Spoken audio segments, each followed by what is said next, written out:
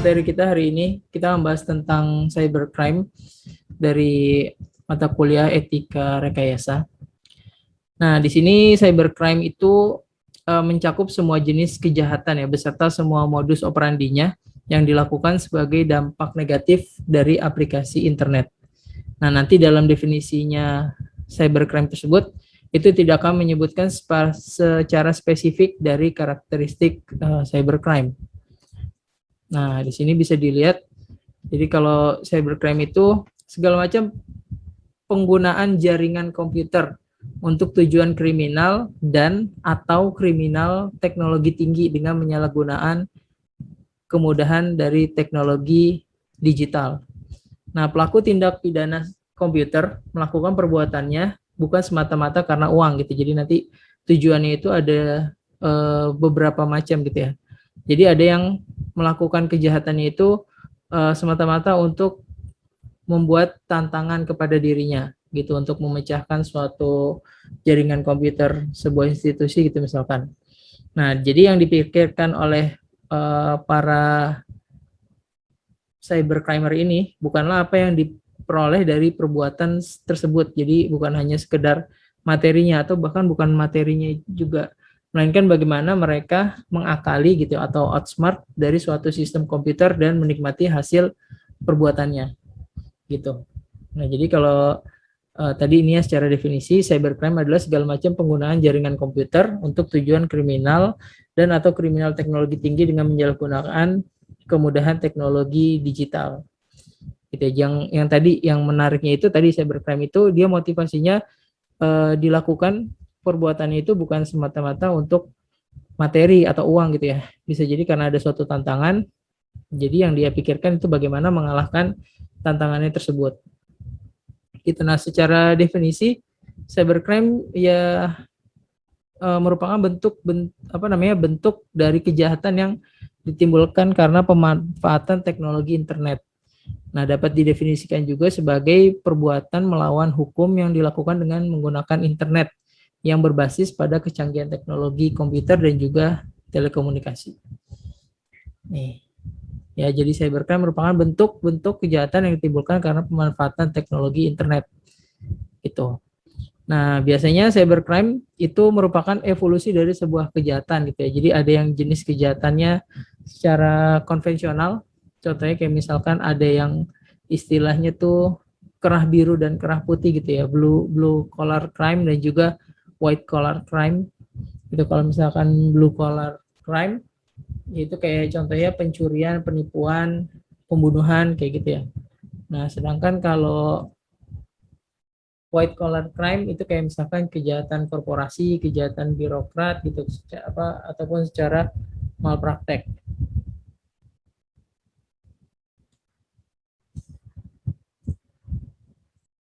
Nah, lalu kemudian faktor dari cybercrime. Nah, faktor dari cybercrime itu merupakan faktor yang mempengaruhi terjadinya cybercrime. Nah, di sini bisa jadi karena faktor politik atau faktor ekonomi, ada juga faktor dari sosial budaya. Itu contohnya kalau misalkan politik itu kan udah jelas gitu ya untuk terkait dengan kekuasaan. Kalau faktor ekonomi juga. Nah, kalau untuk sosial budaya, nah ini biasanya aspek dari faktor sosial budaya itu misalkan kayak kemajuan teknologi sebuah informasi ataupun tentang sumber daya manusia atau juga misalkan ada sebuah komunitas baru gitu, itu terkait dengan sosial budaya.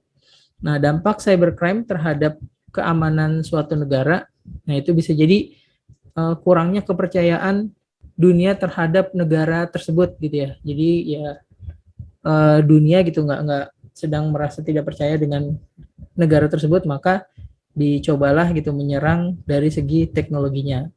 Terus juga dampaknya dari cybercrime itu bisa berpotensi menghancurkan suatu negara ya, walaupun hanya dari penggunaan teknologi. Gitu, apalagi sekarang penggunaan teknologinya udah digunakan sebagai sebagai tulang punggung gitu ya, ataupun sebagai aktivitas utama dalam melakukan sebuah kegiatan. Nah, itu kalau diserang dari segi teknologinya, apalagi ya semuanya serba online, nah itu sangat mudah gitu ya, sangat berpengaruh. Nah, terus kemudian dampak cybercrime terhadap keamanan di dalam negerinya juga itu dari kerawanan sosial dan juga politik yang timbul dari cybercrime.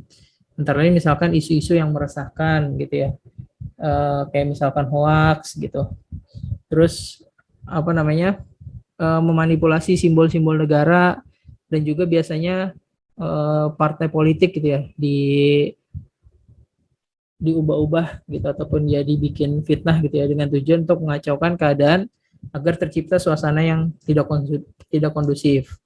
Terus juga bisa jadi munculnya pengaruh negatif dari maraknya situs-situs ataupun apa namanya ya website gitu ya yang bisa diakses bebas tanpa batas gitu. Contohnya misalkan kayak ya situs porno misalkan ataupun jejaring sosial gitu ya dengan ibaratnya kayak menggiring opini gitu. Nah itu kan bisa merusak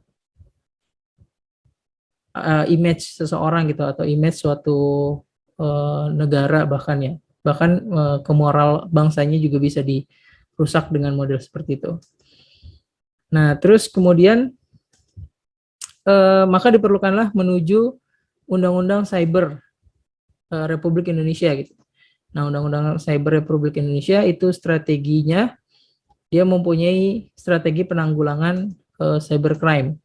Antara lain dalam strategi jangka pendek, dia akan melakukan penegakan hukum pidana, kemudian mengoptimalkan undang-undang khusus lainnya, terus merekrutmen aparat penegak hukum yang mengetahui tentang dunia cyber. Jangka pendek itu strateginya. Nah, untuk jangka panjangnya, dibuatlah divisi cyber police, terus juga melakukan kerjasama antar internasional. Kemudian untuk jangka panjangnya ya membuat undang-undang cybercrime, terus juga membuat perjanjian bilateral gitu ya untuk pembelajaran gitu ataupun untuk perbandingan. Nah, terus kemudian di sini ada karakteristik dari sebuah cybercrime. Jadi cybercrime merupakan suatu tindakan pidana dengan karakteristik sebagai berikut gitu. Dia pertama yaitu adalah perbuatan antisosial yang muncul sebagai dampak negatif dari pemanfaatan teknologi informasi tanpa batas. Tuh. Nah, itu karakteristiknya tuh. Kemudian dia juga memanfaatkan rekayasa teknologi yang mengandalkan kepada tingkat keamanan yang tinggi dan kredibilitas dari sebuah informasi. Nah, salah satu rekayasa teknologi yang dimanfaatkan adalah internet. Nah, jadi biasanya ya tadi cybercrime itu dia menggunakan pendekatan teknologi internet. Nah, terus kemudian tadi ya dia perilakunya itu antisosial. Jadi dia muncul sebagai dampak negatif dari pemanfaatan informasi yang teknologi informasi yang tanpa batas gitu ya. Harusnya teknologi informasi itu dikelola gitu dengan baik. Jadi jangan dibuka bebas tanpa batas. Nah, jadi akhirnya yang muncul yang namanya cybercrime. Nah, terus kemudian karakteristik cybercrime selanjutnya adalah perbuatan tersebut, cybercrime tersebut itu merugikan dan menimbulkan ketidaktenangan di masyarakat serta bertentangan dengan moral masyarakat.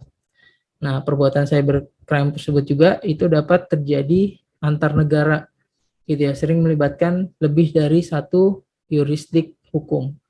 Gitu. Jadi kalau kalian pernah dengar gitu ya istilah netizen, nah netizen Indonesia gitu kan, apa ibaratnya sporadis gitu. Jadi nyerang ke negara lain gitu misalkan, nah itu banyak gitu. Jadi ya saking banyaknya gitu. Salah satu netizen ya netizen Indonesia yang apa ya militan gitu ataupun yang ya banyak lah ibaratnya di ya karena pengguna internetnya banyak jadi ya netizen Indonesia juga banyak gitu ya kadang-kadang perilakunya juga ya kurang baik gitu kadang-kadang juga dikatakan netizen Indonesia kurang sopan gitu dalam berperilaku internet. Nah tapi ya itu asumsi masing-masing gitu ya dan juga bagaimana menerapkan ataupun mengelola netizen tersebut. Nah, terus kemudian penggolongan lebih sederhana dari cybercrime itu bisa dilihat dalam bentuk tindakan cybercrime. Nah, ini dapat diidentifikasikan menjadi beberapa golongan. Contohnya misalkan golongan pertama itu adalah kejahatan yang berkaitan dengan data, seperti contohnya pemutusan transfer data. Terus kemudian kejahatan yang berhubungan dengan jaringan atau network, misalnya kayak penyadapan, sabotase gitu. Terus kemudian kejahatan yang berkaitan dengan akses ke internet, seperti hacking dan juga penyebaran virus. Terus kemudian kejahatan yang berkaitan dengan komputer, seperti membantu kejahatan atau melakukan kejahatan di cyberspace gitu ya, di dunia digital, pemalsuan data lewat komputer untuk mencari keuntungan, dan pemalsuan data lewat komputer untuk digunakan sebagai data asli gitu. Jadi mengganti data yang sesungguhnya dengan data palsu atau sebaliknya. Kemudian juga kejahatan yang berhubungan dengan pasar modal gitu, atau permainan saham gitu yang mengandalkan teknologi internet. Nah, itu dimanipulasi. Nah, ada juga pornografi, penghinaan, pencemaran nama baik, dan tindakan melawan hukum lainnya. Nah, itu penggolongan tentang bentuk tindakan cybercrime gitu ya. Diidentifikasinya ya berdasarkan golongan-golongan cybercrime ini. Lalu kemudian bentuk atau jenis-jenis cybercrime lain itu bisa dikelompokkan juga berdasarkan jenis kejahatannya. Contohnya misalkan cybercrime berdasarkan jenis kejahatannya itu ada yang namanya recreational hacker. Nah, kejahatan ini dia dilakukan oleh netter gitu ya, ataupun pengguna internet tingkat pemula untuk sekedar mencoba kekurangan dari suatu sistem, keamanan suatu sistem di suatu perusahaan.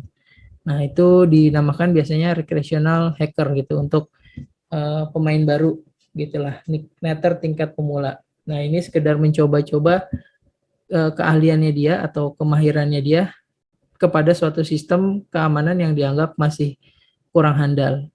Nah, terus kemudian ada juga yang namanya cracker atau criminal minded hacker. Nah, ini pelaku kejahatan ini itu biasanya dia motivasinya untuk keuntungan gitu. Dia udah orientasinya untuk bagaimana mendapatkan keuntungan secara finansial, sabotase, dan juga perusakan data. Nah, tipe kejahatan ini dapat dilakukan dengan bantuan orang dalam, misalkan biasanya kayak staff yang pernah kerja di situ, terus kemudian dia sakit hati gitu ya, atau punya masalah.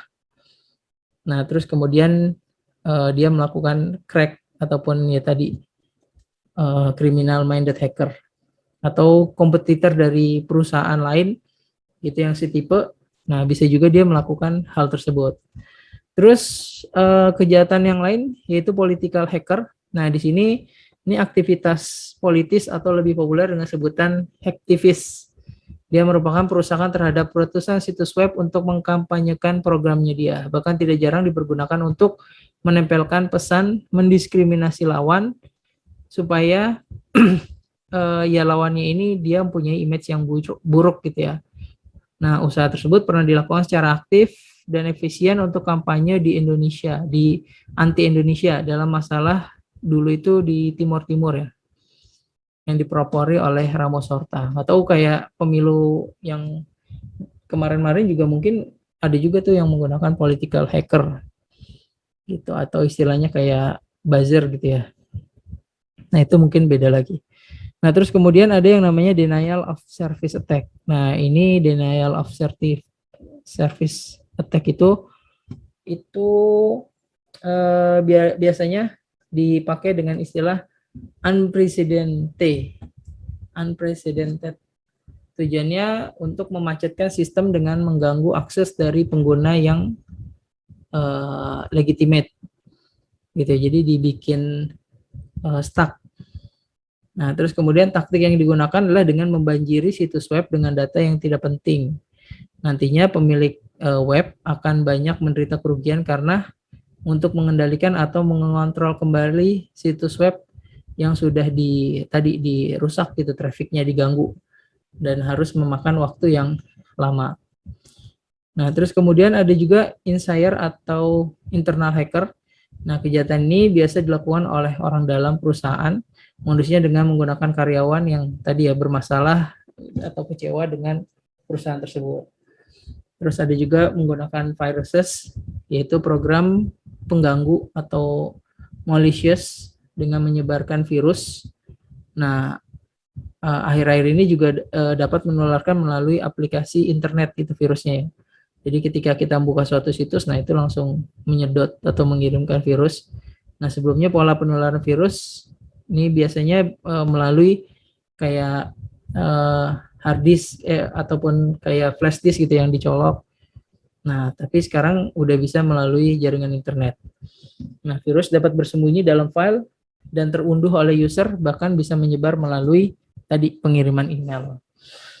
Terus selanjutnya ada yang namanya piracy atau pembajakan, biasanya pembajakan software.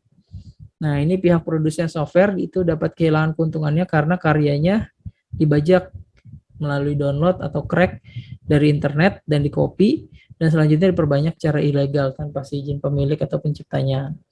Kemudian ada juga yang namanya fraud, sejenis manipulasi informasi keuangan dengan tujuan mengeruk keuntungan sebesar-besarnya. Misalnya kayak harga saham yang menyesatkan gitu ya.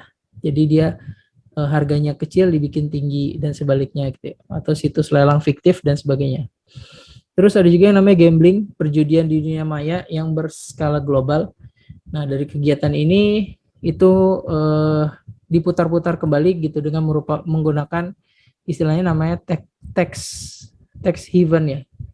Seperti kayak Cayman Island yang merupakan surga bagi money laundering, bahkan termasuk Indonesia sering dijadikan sebagai tujuan money laundering itu dengan menggunakan perjudian di dunia maya yang berskala global. Terus ada juga pornografi dan pedofilia. Nah, dunia maya selain mendatangkan berbagai kemudahan dengan mengatasi kendala ruang dan waktu, juga telah menghadirkan dunia pornografi melalui newsgroup, chat rooms, eksploitasi kebijakan atau suatu pandangan gitu ya. Jadi ya banyak gitu pornografi, terus juga penyimpangan yang lain yang mudah diakses gitu dari internet. Terus ada juga namanya cyber stalking. Nah, ini segala bentuk kiriman email yang tidak dikehendaki oleh user. Terus ada juga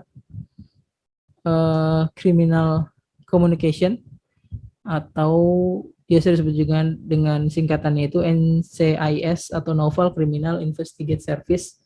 Nah, ini telah mendeteksi bahwa internet telah dijadikan sebagai alat yang handal dan modern untuk melakukan komunikasi antar gangster, anggota sindikat obat bius, dan komunikasi komunitas-komunitas kejahatan lainnya gitu ya. Jadi ya internet ya lumrah gitu dipakai apa aja bisa gitu ya, tergantung dari orang yang memakainya. Salah satunya digunakan untuk komunikasi antar kriminal. Nah, itu tadi berdasarkan jenis kejahatannya. Nah, kemudian juga berdasarkan modul operasinya. Tadi ya, yang pertama ada yang namanya unauthorized access to computer system and service. Nah, ini dilakukan dengan menyusup ke dalam komputer secara tidak izin, tidak sah, gitu, tanpa sepengetahuan si pemilik. Nah, motifnya itu macam-macam, ada yang melakukan sabotase, pencurian data, ataupun juga contohnya kayak misalkan website milik pemerintah itu dirusak oleh hacker, itu atau masuk ke komputer terus mengambil file yang penting gitu ya. Terus kemudian ada juga namanya illegal content. Nah, di sini dilakukan dengan masukkan data atau informasi yang tidak benar, tidak etis, yang melanggar hukum dan norma, mengganggu ketertiban umum gitu ya. Jadi ya kontennya di posting di halaman web suatu organisasi gitu ya. Contohnya kayak gambar porno atau pemuatan berita bohong, hoax, agitasi, dan juga termasuk kayak ya penjelekan orang lain gitu ya menggunakan media cyberspace. Terus kemudian ada data forgery. Data forgery merupakan kejahatan dengan memasukkan data pada dokumen yang penting yang tersimpan sebagai scriptless dokumen melalui internet. Jadi dia ya masuk ke dalam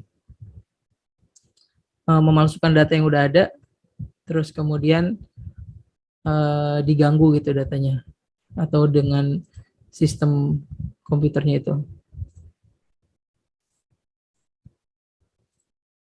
Nah, terus kemudian selanjutnya adalah cyber espionage. Nah, ini merupakan kejahatan yang memanfaatkan jaringan internet untuk melakukan kegiatan mata-mata, spionase gitu ya terhadap pihak lain dengan masukkan sistem jaringan komputer ke pihak sasaran. Kejahatan ini biasanya ditunjukkan kepada saingan bisnis.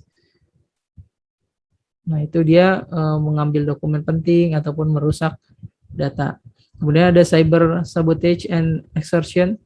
Nah, kejahatan ini dilakukan dengan membuat gangguan, perusakan, dan penghancuran terhadap suatu data, program komputer atau sistem jaringan komputer yang terhubung ke internet. Nah, biasanya kejahatan ini dilakukan dengan menggunakan virus atau program tertentu, sehingga data yang digunakan tidak bisa berjalan sebagai mestinya atau berjalan sebagaimana yang dikehendaki oleh si pelaku tersebut, gitu, atau merusak data yang lain. Terus selanjutnya adalah offense against intellectual property, atau disebut juga dengan penyalahgunaan hak ya, yang memiliki pihak lain di internet.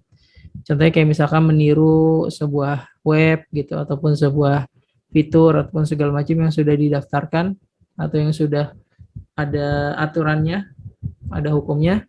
Nah, itu dia melanggar undang-undang.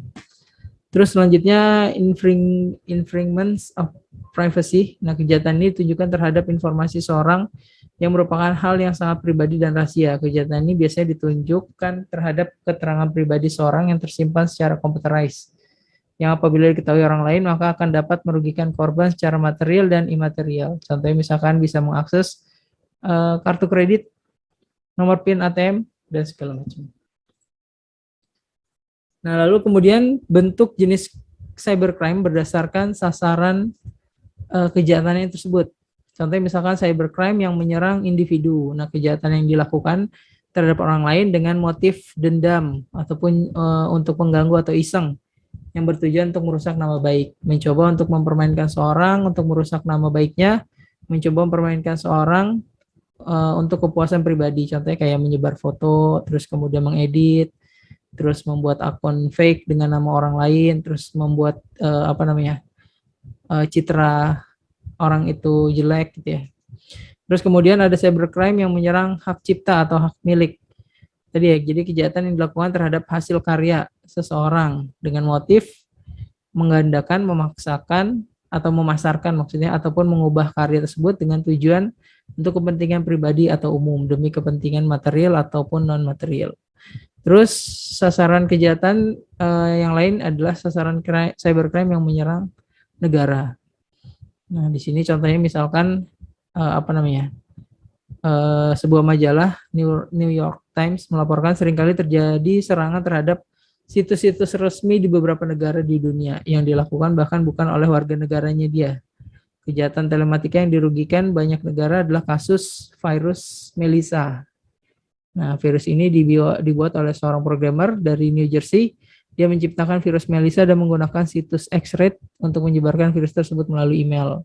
Nah, virus ini tidak bisa dijinakkan sehingga merugikan banyak perusahaan di dunia dengan perkiraan kerugian sebesar 80 miliar US dollar. Nah, untuk kejahatan ini pelakunya dijatuhi hukuman penjara 5 tahun oleh pengadilan bagian negara bagian New Jersey. Oke, terus kemudian, nah ini bentuk jenis cybercrime atau maksudnya bentuk tindakan dari cybercrime. Ya, sama ya tadi udah dibahas juga, dia bentuknya penipuan komputer ataupun computer fraud. Cakupannya misalkan bentuk atau jenis penipuannya kayak pencurian uang atau harta benda dengan menggunakan sarana komputer ataupun internet dengan melawan hukum. Nah, dalam bentuk penipuan data dan juga penipuan penipuan program yang terinci, contohnya misalkan memasukkan instruksi yang tidak sah, masuk ke dalam komputer orang lain, mengubah data input, merusak data, penggunaan komputer untuk sarana melakukan perbuatan pidana. Nah, itu juga termasuk dalam tadi tindakan cybercrime. Terus perbuatan pidana penipuan yang sesungguhnya dapat termasuk unsur perbuatan tidak menyenangkan yang lain tuh, yang pada pokoknya dimasukkan menghindari diri dari kewajiban atau memperoleh sesuatu yang bukan haknya melalui sarana komputer. Ya, jadi penggelapan, pemalsuan, pembelian informasi melalui komputer yang merugikan orang lain. Terus kemudian hacking, melakukan akses terhadap sistem komputer tanpa seizin atau melawan hukum sehingga dapat menembus sistem pengamanan. Kemudian komputer yang dapat mengancam berbagai kepentingan, perbuatan pidana komunikasi,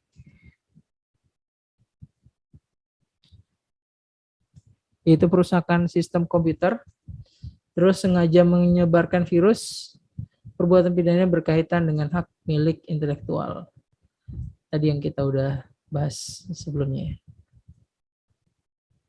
Oke, itu materi kita terkait dengan cybercrime.